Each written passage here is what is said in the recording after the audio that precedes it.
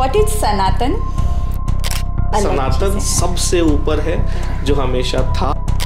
वास्तु और feng shui, इसमें difference क्या है?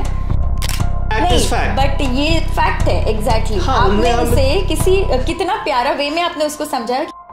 तो नहीं पता है ये क्या है, वो फैसिनेट होके वो चैंट करना शुरू कर देते हैं। कहूँगा कि क्यों ऐसी चीजों के पीछे जाना। जब हमें धन चाहिए ना, हिंदुओं को उनके धर्म में कंफ्यूज करने का, पंडितों को हमेशा रेपिस्ट या चोर दिखाया गया। ने हिंदुओं को कंफ्यूज कर दिया कि तुम यहाँ मत जाओ, ये पत्थर है, ये दूध चढ़ाने से क्या होता है शिवलिंग पे। इनको पता ही मंदिर की जो एनर्जीज हैं, क्या वहाँ की भी वास्तु हमें कुछ फल देती है? जानोगे तो मानोगे। बिल्कुल, और इसीलिए हम है ना। यस। आप हो। नमस्कार दोस्तों, मैं विद्या घारे आज की इस वीडियो में आप सबका स्वागत करती हूँ। हमारे पिछले वीडियो को आपने बहुत सारा प्यार दिया, उसके लिए धन्यवाद। हम आशा करते हैं कि आपने जो भी सवाल हमसे पूछे थे, आप सबको उनके जवाब मिल गए होंगे। पिछली वीडियो में हमें फिर से कुछ कमेंट सेक्शन में सवाल आए हैं, तो उन्हीं सवालों के जवाबों के लिए आज फिर से हमारे साथ हैं प्रमित जी। तो प्रमित जी, कैसे हैं आप? एकदम बढ़िया विद्या जी, बहुत बहुत धन्यवाद जी। और आशा करता हूँ पिछली बार जो हमने आंसर किया था वो आपकी जनता को मिल गई होगी। जी जी जी, काफ़ी खुश है लोग। उनको जो जवाब मिलने थे वो तो मिल गए, बट कुछ सवाल मेरे पास भी पर्सनली भी लोगों ने पूछे हैं, तो आज हम उन्हीं सवालों का जवाब अपने दर्शकों को देंगे। बिल्कुल, शुरुआत कीजिए। गणपति बप्पा मोरया। गणपति बप्पा मोरया। तो गणपति बप्पा का नाम लिया ही है, तो सबसे पहले एक बहुत ही अच्छा सवाल आया है आज हमारे सामने। तो व्हाट इज सनातन और how it is different from Hindu धर्म? सनातन क्या है और हिंदू धर्म से ये कैसे अलग है? ठीक है, ये जो सवाल जिसने भी पूछा है उनका बहुत बहुत धन्यवाद, क्योंकि कई लोग सनातन धर्म और हिंदू धर्म को एक ही मानते हैं। ऐसा नहीं है। सनातन इज ए कंसेप्ट जिसको हम ह्यूमैनिटी बोलते हैं, मानवता या इंसानियत, उसे हम सनातन कहते हैं। सनातन हमेशा से था, आज भी है, कल भी रहेगा। लेकिन धर्म जो है, धर्म is what, a set of rules, कि जो इंसान इन नियमों का पालन करेगा वो इस धर्म का कहलाएगा, जो इन नियमों का पालन करेगा वो इस धर्म का कहलाएगा। ये कंसेप्ट है धर्म का। लेकिन सनातन, जैसे अगर हम बात करें, अगर आप शंकर भगवान की बात करो, शंकर भगवान किस धर्म को मानते थे? तब तो कोई हिंदू वर्ड था ही नहीं। हमारे शास्त्रों में हिंदू वर्ड का जिक्र नहीं है जी। हमारे शास्त्रों में सिर्फ धर्म का जिक्र है कि तुम पति धर्म निभाओ, तुम पुत्री धर्म निभाओ, तुम पुत्र धर्म निभाओ, तुम गुरु का धर्म निभाओ, तुम राजा का धर्म निभाओ। तो ये जो धर्म होता है, दैट इज एक्चुअली कर्तव्य। धर्म एक संस्कृत वर्ड है, इसकी हिंदी मीनिंग अगर आप करने जाओ तो ये होता है कर्तव्य। तो आप अपने कर्तव्य को निभाओ, वो हो गया धर्म। उसी तरीके से सनातन मतलब इंसानियत के जो कर्तव्य हैं, मानवता के जो कर्तव्य हैं, वो सनातन कहलाते हैं। तो जो भी काम आप ह्यूमैनिटी के लिए कर रहे हो वो सनातन है। जिसके नियम लिखे गए हैं हमारे वेदों में, या one of the biggest manual is Bhagavad Gita, कि आपको इंसान का जीवन जीना कैसे है, किस किस कर्म को कब करना है, कैसे करना है, ये भगवद गीता में लिखा गया है।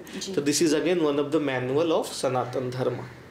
और हिंदुइज्म, वहीं से बहुत सारे लोगों ने अपने अपने एक रूल्स रेगुलेशन को तय किया कि हम इन नियमों को मानेंगे तो कोई हिंदू कहलाया।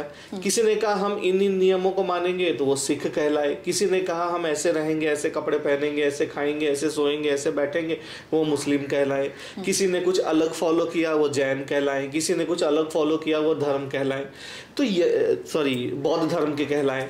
तो ऐसे ही लोग हैं, इसी मानवता की किताब से अपने अपने 10 रूल्स को निकाल के एक धर्म बना लिया उन्होंने। अच्छा।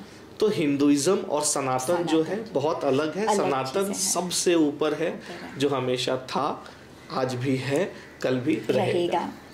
ठीक है जी। बहुत ही खूबसूरती से आपने इसको एक्सप्लेन किया है प्रमित जी। एंड हम आशा करते हैं कि जिन्होंने ये सवाल पूछा था, आपको इसका जवाब बहुत अच्छे से क्लियर मिल गया होगा। हमारा दूसरा जो आज का सवाल है, ये मेरा भी सवाल है कि वास्तु और फेंग शुई इसमें डिफरेंस क्या है? आजकल हम देखते हैं कि फेंग शुई की तरफ भी लोग अट्रैक्ट हो रहे हैं, तो इसके बारे में थोड़ा बताइए। ठीक है, देखिए पिछले कई हजार सालों से एक प्रोपेगेंडा चला हमारे हिंदू धर्म को बदनाम करने का। बहुत सारे इन्वेडर्स आए इंडिया में, मुगल इन्वेडर्स रहे हैं, अंग्रेज रहे हैं, ब्रिटिशर्स रहे हैं। इन लोगों ने इंडिया में बहुत सारी चीज़ों को देखा, समझा और जो उन्हें ऑथेंटिक लगा उसको उठा के ले गए वो। आज आप ब्रिटिश म्यूजियम जाके देखो, वहाँ पे हमारी धरोहर वहाँ सजा करके टिकट लगा के बेच रहे हैं। जी जी, आपने देखा होगा। बिल्कुल बिल्कुल। और वो शान से दिखा रहे हैं कि हम चोर हैं, हम चोरी करके लाए हैं हमने तुम्हें लूटा है। वो आज भी प्रदर्शन कर रहे हैं। मतलब I don't want to offend all the Britishers, लेकिन the fact is fact. But ये फैक्ट है एग्जैक्टली। हाँ, आपने उसे कितना प्यारा वे में आपने उसको समझाया कि आप चोरी करके लाए हैं। हाँ, और सजा के रखा है। हाँ, और दुनिया को कह रहे हैं हमारे म्यूजियम में आओ, टिकट लो और फिर देखो। बिल्कुल। I am also one of them. मैं भी गया हूँ ब्रिटिश म्यूजियम, जाकर के मैंने भी देखा है, सब किया है। टावर ऑफ लंदन में कोहिनूर हीरा आज भी रखा हुआ है, पूरी दुनिया जान रही है। पूरी दुनिया जानती है। तो जैसे आज हम आप कुछ नहीं कर पा रहे, ठीक उसी तरीके से एक समय था जब ये इन्वेडर्स हमारे देश में आए। इन्होंने हमारे वेदों को, हमारे शास्त्रों को पढ़ा। अब पढ़ने के बाद ये सेम वे में अगर अप्लाई करते या इम्प्लीमेंट करते तो लोग बोलते यार तुम तो उनके काम को कर रहे हो। तो उन्होंने क्या किया, उसके कुछ शब्द बदल दिए, उनकी कुछ रूपरेखा बदल दी और बोल दिया कि ये हमारी विद्या है, और उसको वास्तु को फेंग शुई के नाम से फेमस कर दिया। ये चाइनीज लोगों ने किया, जापानीज लोगों ने किया। उन्होंने क्या किया, अब वो अपने लैंग्वेज संस्कृत में बता नहीं सकते थे, उन्हें अपने लोगों को चींचू वहां बताना है कि भाई और you know China is very good in copying. आप मॉडल रेडी करो, वो 2 मिनट में कॉपी रेडी कर देगा उसका। सेम काम चाइना ने किया हमारे वास्तुशास्त्र के साथ। वास्तुशास्त्र को समझा, जो विश्वकर्मा प्रकाश नाम की पुस्तक है, इनके हाथ लग गई। इनने देखा कि भाई भारत ही क्यों इतना प्रॉस्पर कर रहा है। ये हमारे जो सनातन के देवी देवता हैं, इन्होंने इतनी सारी विद्याएं दी, अवतार दिए, तो ये जो मानवता के लिए देखे गए उसको अपने यहाँ ले चलते हैं। वो ले गए, सबको चाइनीज में ट्रांसलेट किया, उनको अच्छे से डेकोरेट किया।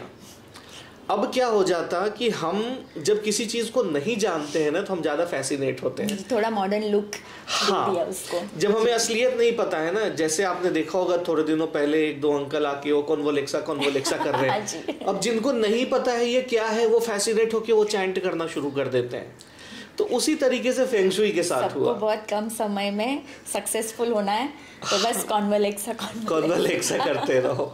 तो मतलब ओम श्रीम ह्रीम श्रीम महालक्ष्मी नमः बोलने में टाइम जाता है, एफर्ट जाता है, प्रोनाउंसिएशन होना चाहिए, नॉलेज होना चाहिए। कॉन्वोलेक्सा क्या है? कॉन्वोलेक्सा कट खटाखट। क्या सचमुच वो काम करती है चीजें? मैं डिनाई नहीं करूंगा, लेकिन मैं कहूंगा कि क्यों ऐसी चीजों के पीछे जाना। जब हमें धन चाहिए ना, महालक्ष्मी माता है ना जी, लक्ष्मी तो हमारी है जी, तो बस हम लक्ष्मी माता की विद्या, उस विद्या की पूजा करेंगे, श्री विद्या जिसको कहते हैं हम जी। तो खैर हम उस पे आते हैं, वास्तु पे। तो फेंग शुई के साथ भी यही किया गया। उन्होंने हमारे कुबेर देवता को लाफिंग बुद्धा बना दिया। जहाँ फायर एलिमेंट के लिए हम रेड हॉर्सेस यूज कर रहे थे, उन्होंने कहा नहीं आप ड्रैगन को इस्तेमाल करो। अच्छा, काम एक ही है। हम red horse is what, power, speed, लाल रंग, अग्नि, हम ये 3 चीज दिखा रहे थे। उन्होंने ड्रैगन को इंट्रोड्यूस कर दिया, बोला ठीक है हमारा ड्रैगन भी तेज भागता है और मुंह से आग फेंकता है। फायर एलिमेंट को फायर एलिमेंट से ही कनेक्ट किया, लेकिन हमारी चीजों को लेकर के थोड़ा बहुत बदल दिया, उनको लाल पीले हरे रंग से सजा दिया। और चाइना की चीजें सस्ती मिलती हैं तो मार्केट में इजीली अवेलेबल हो गई। और हम भारतीय हमेशा से बेवकूफ रहे हैं, जैसी बाहर से कुछ आता है तो हमें लगता है वाह ये काम कर रहा होगा, हमारी चीजें नहीं काम करती। तो उसी तरीके से ये फेंग शुई वर्सेस वास्तु की कहानी है। मैं आज भी लोगों से कहूंगा कि अपने वास्तु शास्त्र को पहचानिए, वास्तु की ऑथेंटिसिटी को पहचानिए और वास्तु से जुड़ी चीजों का इस्तेमाल कीजिए। रिजल्ट फेंग शुई से फार बेटर मिलेगा आपको। I hope I have answered. Yes, definitely. आपने ये सवाल का जवाब देते वक्त शुरू में आपने कहा कि बाहर के जो लोग हैं वो हमारे हिंदू धर्म को गलत साबित करने पे तुले हुए हैं। उसी से रिलेटेड एक सवाल मैं आपको पूछती हूँ कि हमारे लाइक बॉलीवुड या हिंदी फिल्म्स में हमने कुछ फिल्में ऐसी देखी है जिसमें लाइक इंडिया में रह के भी हम देख रहे हैं, हिंदुस्तान में रह के हम देख रहे हैं कि हमारे हिंदू धर्म को कहीं ना कहीं पीछे खींचा गया है या फिर उस पर गलत आरोप लगाए गए हैं। बिल्कुल तो उसके बारे में आप कुछ कहना चाहेंगे प्रमित जी? मैं तो हमेशा बोलता हूँ और खुल के कहना चाहूँगा, ये एक बहुत बड़ा प्रोपेगेंडा चला है हिंदुओं को उनके धर्म में कंफ्यूज करने का। जब आप गूगल भी करोगे तो उसमें आपको एक आइडियोलॉजी मिलेगी कि किसी भी सभ्यता को अगर डिस्ट्रॉय करना है तो आपको क्या क्या करना चाहिए, उसका एक प्रॉपर पैरामीटर दिया गया है कि how to destroy a civilisation, जिसमें वन ऑफ द पैरामीटर है कि उनके बिलीफ्स में उनको कंफ्यूज कर दो, उनकी हायरार्की खराब करो, उनके बिलीफ्स में कंफ्यूज कर दो, उनकी फैमिली हायरार्की को बिगाड़ दो, जो प्रूफ्स हैं उसको थोड़ा सा तुम टैम्पर कर दो। ऐसी चीज़ें पूरी एक लिस्ट दी गई है कि कैसे एक सिविलाइजेशन को डिस्ट्रॉय करना है, जिसमें से एक टूल किट जो है वो इंडिया में यूज हुआ कि हिंदुओं को उनके बिलीफ के खिलाफ ही कर दिया गया, कंफ्यूज किया गया कि आपको ऐसे नहीं करना है, ऐसे करना है, ये ऐसे नहीं होता, वो वैसे होता है। ये दिखाने के लिए जब फिल्म इंडस्ट्री में, बॉलीवुड में एक प्रॉपर लॉबी जिनका वर्चस्व आ गया, तो उन्होंने ये खेल शुरू किया। इंटरनेशनल पॉलिटिक्स इन्वॉल्व है इसमें, और एक धर्म विशेष के लोगों ने अपना वर्चस्व बनाने के लिए या वर्चस्व बनाकर हिंदुओं को बदनाम करना शुरू किया। आप पुरानी मूवीज देखिए, जैसे कि उसमें शोले मूवी का एग्जांपल लेते हैं, जिस गांव में ठाकुर साहब रहते थे, आपने देखा होगा रोज शाम को जया बच्चन वो जलाने आती थी, लालटेन लेके घूम रही होती थी, लेकिन नमाज होती थी वहां पे लाउड स्पीकर पे। अरे जब बिजली नहीं है तो नमाज कैसे हो रही है? करेक्ट जी। उसके बाद पंडितों को हमेशा रेपिस्ट या चोर दिखाया गया। जो बंदा मुस्लिम दिखाएगा वो बहुत शांति प्रिय दिखाया जाएगा, वो बहुत पावरफुल दिखाया जाएगा। हिंदुओं को हमेशा कुछ ना कुछ गलत काम करते हुए दिखाएंगे। जो सबसे ज्यादा पूजा करेगा उसको चोर दिखाएंगे, धोखेबाज दिखाएंगे। चलिए, ये तो हो गई पर्दे की बात, जो वो पर्दे पे ला रहे हैं, लोगों को दिखा रहे हैं। अगर हम पर्दे के पीछे भी बात करते हैं तो बहुत सारे फिल्म स्टार हैं पिछले, जिन्होंने अपना नाम बदल रखा है। दिलीप कुमार, यूसुफ खान, क्या जरूरत थी यूसुफ खान बन के आते? एग्जैक्टली। मेरे पास पूरी लिस्ट है, मैं ज्यादा नहीं बता सकता यहाँ पर, बट पूरी लिस्ट है। ये टॉपिक बहुत ही सेंसिटिव हो जाएगा, लेकिन क्या रीजन था, क्यों करना पड़ा? मैं शान से जाके बोलता हूँ ना, प्रमित सिन्हा हूँ। एग्जैक्टली। कभी नाम छिपाया? नहीं छिपाया। क्या जरूरत था कि उनको छिपाना पड़ा? ऐसे बहुत सारे लोग हैं। तो ये पूरा जो प्रोपेगेंडा चला है, इसने हिंदुओं को कंफ्यूज कर दिया कि तुम यहाँ मत जाओ, ये पत्थर है, ये दूध चढ़ाने से क्या होता है शिवलिंग पे। इनको पता ही नहीं है शिवलिंग क्या चीज है, दूध चढ़ाने से क्या होता है, क्यों चढ़ाना चाहिए। सबके पीछे अलग अलग कारण है जी। तो इनको बोला गया पत्थर पे दूध डाल रहे हो, तुम जाके किसी गरीब को दे दो। अरे हम गरीब को भी देते हैं जी। हम, हमारी आस्था शंकर भगवान में, हम शिवलिंग पे भी चढ़ाएंगे, हम गरीब को भी देते हैं, हम दोनों ही काम करते हैं। तुम कौन होते हो बोलने वाले? तो मतलब मैं सबको बोल रहा हूँ कि तुम होते कौन हो हमें टोकने वाले कि हम किसकी पूजा करें और किसकी ना करें। बिल्कुल। तो इस तरीके से मूवीज ने यंगस्टर्स को बिगाड़ दिया। जैसे आज चल रहा है वेस्टर्नाइजेशन की तरफ लोगों का ध्यान खींचा जा रहा है। वो लड़का या लड़की जो छोटे कपड़े पहने, पब जाए, दारू पिए, सिगरेट पिए, ज्यादा कूल कहलाता है। हमने 3 इडियट मूवी देखी है जी। जो पढ़ाई कर रहा था, श्रमन जोशी को कैसे दिखाया गया? एकदम बेवकूफ, क्योंकि वो भगवान की मूर्तियां लगा रखी है, उसने जेम स्टोन्स पहन रखे हैं, अगरबत्ती दिखा रहा है, उसको बेवकूफ दिखाया गया। और रणछोड़ दास, आमिर खान, जो आ रहा है पूरी मूवी सिर्फ बकवास कर रहा है, इधर घूम रहा है, उसको परेशान कर रहा है, वो एकदम से हीरो बन के आ गया। मैं कहता आओ बेटा इंजीनियरिंग में करके देखो ना। मैं गुजरा हूं इंजीनियरिंग कॉलेज से, मुझे पता है कितना पढ़ना पड़ता है। ऐसे नहीं टॉप बनते आप, एकदम रणछोड़ दास चांचड़ बन के नहीं आते रियल लाइफ में। तो ये सब प्रोपेगेंडा है। जो प्रोफेसर है वीरू सहस्त्र बुद्धे है ना, उनको बेवकूफ दिखाया गया है। उनका टैलेंट भी बताया जा रहा है कि वो दोनों ब्रेन को एक्टिवेट करके लिख सकते हैं, लेकिन उसको पूरी मूवी बेवकूफ बताया जा रहा है। मतलब जो अच्छे से पढ़ रहा है वो बेवकूफ है, जो भक्ति कर रहा है वो बेवकूफ है, और जो घूम रहा है, लोगों को परेशान कर रहा है, टेढ़े मेढ़े सवाल पूछ रहा है, वो बहुत स्मार्ट है। तो आज की जनरेशन को भी यही लगता है, हाँ हमें कॉलेज में बदतमीजी करनी चाहिए, हमारे टीचर्स के साथ ऐसे बिहेव करो। तो इस तरीके से जनरेशन जो है वो खराब होता है उस चीजों को।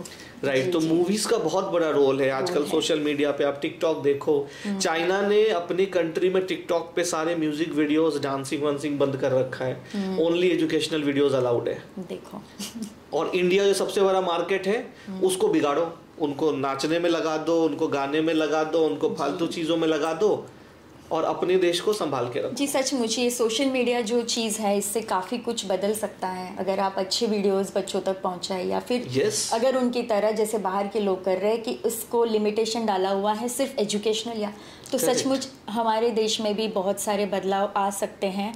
और मैं आशा करती हूँ कि अब जो जवाब प्रमित जी ने हमें दिया है, हमारे यंगस्टर्स भी इस वीडियो को देख रहे होंगे, तो प्लीज़ बच्चों इसके बारे में ज़रूर सोचना कि आपको भले ही सामने जो भी दिख रहा है, बट आपको क्या लेना है, उसमें से क्या सीख लेनी है, ये सिर्फ और सिर्फ आप पे डिपेंड करता है।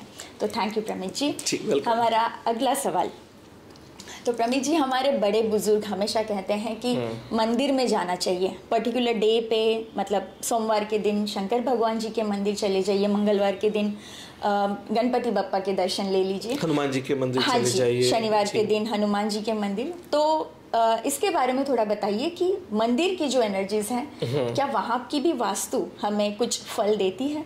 बिल्कुल। देखिए आज के कंसेप्ट में मंदिर गली गली बन गए हैं, पहले ऐसा नहीं होता था। अगर हम जब वास्तुशास्त्र आया, या एक एंशियंट टाइम की अगर हम बात करें, तो हर शहर में 1 या 2 मंदिर हुआ करते थे जो बहुत बड़ी आकृति के होते थे। तो जब उन मंदिरों को बनाया जाता है तो उन मंदिरों की डिजाइनिंग ऐसे की जाती है जैसे नीचे में एक मेटल का प्लेट डाला जाता है पूरा, सो दैट वो जो एनर्जी है वो वहाँ पे स्टोर हो। उसके बाद मंदिर में गर्भगृह बनाया जाता है जो एकदम अंदर जाके होता है, और वहां पे ऊपर आप देखिए एक बड़ा सा गुंबज होता है। इन सब के पीछे एक रीजन है। और जैसे आप उस मंदिर से बाहर निकलोगे, सामने एक आपने मेटल का पिलर देखा होगा, ध्वज स्तंभ जिसको बोलते हैं, राइट। आप सिद्धिविनायक मंदिर में भी वो देख सकते हो, आप महालक्ष्मी मंदिर में भी देख सकते हो। जो मुंबई के लोग हैं वो कनेक्ट कर सकते हैं। हमारे जो पुरातन मंदिर हैं उनमें हम ये सारी चीजें देख सकते हैं। तो क्या होता था, जैसे ही वहाँ पे एनर्जीज क्रिएट होती हैं, जो नीचे मेटल का प्लेट है वो उन एनर्जीज को स्टोर करता है। जो गर्भगृह है, मतलब एक पूरा रोटेशन बनता है एनर्जी का, जो वहाँ पे ही बची रहती है, सो दैट जो भी इंसान वहाँ जाए वहाँ से पॉजिटिविटी लेके आए। मेरी एक बहुत अच्छी वीडियो है, इस पे मैंने पूरा डिटेल वीडियो बनाया है टेम्पल के ऊपर। मैं लिंक डिस्क्रिप्शन में डाल दूंगा, आप कहिएगा अपने व्यूअर्स को वो देख लें। बट अब मंदिर बनाने में भी वास्तु का इस्तेमाल किया गया है, कि जैसा कि मैंने आपको पहले भी बताया था कि वेस्ट की जो डायरेक्शन है वो प्राप्तियों की दिशा है। पिछले वीडियो में हमने बात की थी जी। मंदिर कहाँ, घर का मंदिर कहाँ रखना चाहिए, मैंने कहा था वेस्ट में होना चाहिए। तो हर मंदिर में जो भगवान की मूर्ति है वो पश्चिम में होती है, सो दैट जब आप भी जाके उस पश्चिम की दिशा में भगवान से कुछ मांगते हो तो पश्चिम की दिशा भी आपके मैनिफेस्टेशन में हेल्प करती है, और भगवान तो करते ही करते हैं। तो ये भी हो गया एक वास्तु का रीजन। और वेस्ट में अगर आप कुछ मांग रहे हो तो धन भी बहुत सारा आता है जो ठहरता है, जिसका जीता जागता एग्जाम्पल हमारे तिरुपति बालाजी का मंदिर है। W3 W4 की एंट्री है, E3 E4 की एंट्री है। अगर आप गूगल पे जाके देखेंगे, one of the best vastu example Tirupati Balaji कि वेस्ट में मूर्ति भी है, W3 W4 की एंट्री भी है, और आज वो दुनिया का सबसे धनी मंदिरों में से एक है। सही बात है। तो ऐसे ही अब जब आप मंदिर जाओ तो एक बार वहां कंपास लगा के देखिए कि इस मंदिर में यहाँ पे क्यों मूर्ति रखी गई है, एंट्री वहां पे ही क्यों है। ये सब जब आप देखोगे ना तो आपको समझ आएगा कि कैसे वास्तु का इस्तेमाल किया गया है। और वो जो पॉजिटिव ऑरा है, जब आप उसमें जाते हो आप अपने आप पॉजिटिविटी गेन करते हो। मतलब पुराने ये जो पुरातन काल के हमारे जो मंदिर हैं वो बनवाते वक्त भी वास्तु को मद्देनजर रखते हुए ये मंदिर बनाए गए हैं हमेशा से। और शायद इसी वजह से मुझे ऐसे लगता है कि जब हम इन पुरातन मंदिरों में जाते हैं, वहाँ विजिट करते हैं, तब हमें एक अलग एनर्जी महसूस होती है, फील होती है। Yes, right. ये वास्तु शास्त्र ऐसे ही नहीं आया है। विश्वकर्मा प्रकाश नाम की एक पुस्तक है जिसे हमारे लॉर्ड ऑफ आर्किटेक्चर भगवान विश्वकर्मा जी ने लिख के दिया है। तो उसमें सब कुछ है, भवन कैसा होना चाहिए, ऑफिस कैसा होना चाहिए, मंदिर कैसा होना चाहिए, सबके लिए अलग अलग रूल्स एंड रेगुलेशन है। और हम हिंदू क्या करते हैं, हम अपनी चीज़ों से दूर भागते हैं कि नहीं नहीं हम नहीं मानते। आप नहीं मानते हो क्योंकि आप नहीं जानते हो, जानोगे तो मानोगे। बिल्कुल, और इसीलिए हम है ना। यस, आप हो जो आप ये नॉलेज हमारी दर्शकों को, हमारी जनता को आप दे रहे हैं। तो अगला सवाल है, वास्तु एनर्जीज कैसे शुरुआत, मतलब started, how it is started? हाँ, देखिए इसके पीछे एक कहानी है बहुत पुरानी। हमारे सनातन धर्म में हर चीज़ के पीछे एक कहानी है।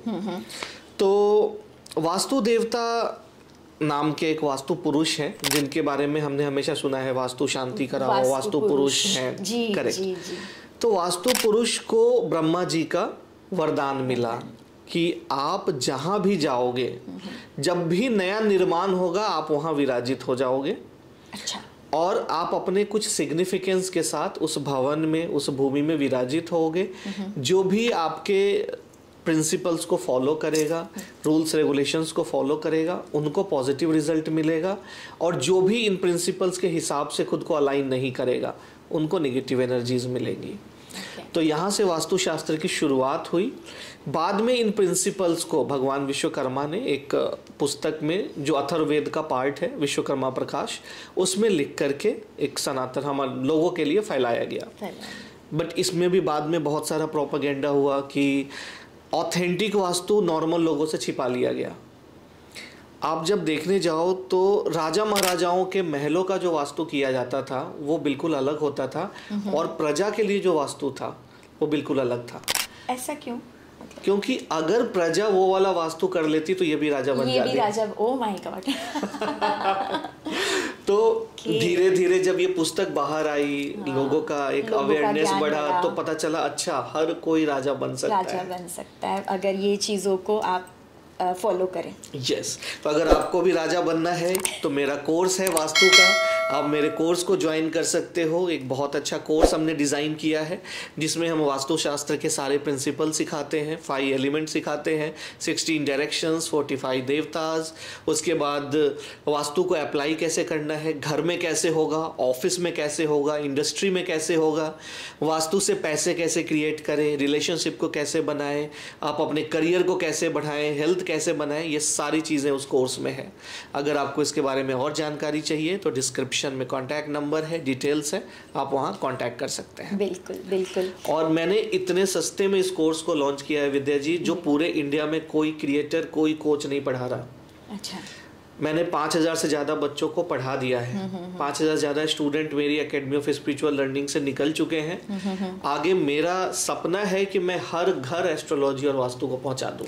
ये बहुत ही बढ़िया काम आप कर रहे हैं प्रमित जी, थैंक यू सो मच। और ये जो अवेयरनेस आप फैला रहे हो, क्योंकि ये बता रहे हैं कि ये सस्ता है, तो मैं वही बोलना चाहती हूँ कि ये इसलिए वो चीज़ सस्ती कर रहे हैं ताकि आप सब तक ये पहुँचे और आप सब इसका लाभ उठाएं। तो अभी आपने बताया कि राजा और प्रजा दोनों की वास्तुएं अलग होती थी, क्योंकि सारे राजा ना बने। तो आप एक बात बताइए मुझे प्रमित जी, सेलिब्रिटीज आज सेलिब्रिटी बन चुके हैं, तो क्या वो भी वास्तु देख रहे हैं? लेकिन बच्चन साहब तक ये मैसेज अगर पहुंचे तो मैं पहचाना चाहूंगा कि अगर आपको करियर में आगे बढ़ना है, पढ़ने बिठाया and they all have scored more than 90%। जो मेरे गुरु रह चुके हैं, जिनको मैं गुरु मानता हूँ, उन्होंने कहा था कि अपनी किताबें जाके रख दो, पूरा वास्तु डाउनलोड हो जाएगा। और आप बिलीव नहीं करो, जब मैंने बदलवाया शी वॉज वेरी एंग्री, लेकिन जब रिजल्ट आया ना, उसने सबसे पहले मुझे फोन किया। आपकी जो मारा मारी, आप जो बच्चों को पीट रहे हो ना, सब बंद हो जाएगा, बच्चे खुद पढ़ाई करेंगे। तो बंद करने से कोई फर्क नहीं पड़ेगा। प्रमित जी, एक अच्छा घर कैसे ढूंढे? कि भाई हमने ये 5 घर पसंद किए, इनमें से कौन सा बढ़िया है वो ले लेना है।